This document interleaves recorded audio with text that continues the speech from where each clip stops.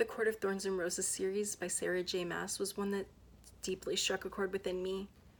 I had been wandering around Barnes & Noble for nearly 45 minutes and I hadn't found anything.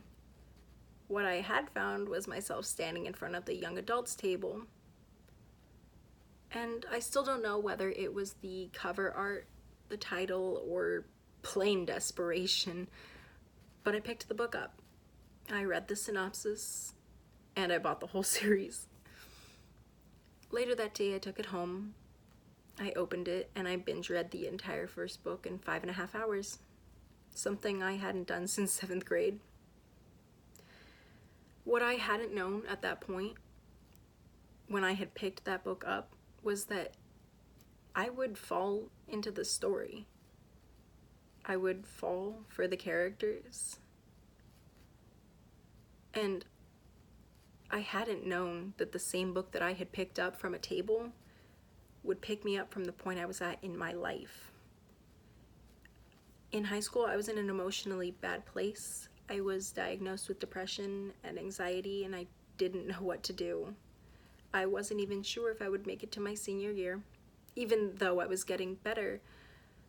But then I read this series, and it reignited my passions. The characters I had fallen in love with were sharing words of wisdom.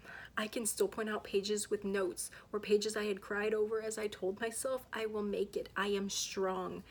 Trying to make myself believe that everything would be okay, that I could believe in myself. My inspiration comes from the fact that they are nothing more than ink on a page from a mind of someone I have never met, with characters I know aren't real. Yet, I feel as if they are real, and I feel as if I know the mind of this person who wrote these books. I also feel okay, and I feel as if I don't struggle as much anymore. And that's what inspires me, that this ink on a page, or even words from the right source at the right time, can influence so much change in someone's life.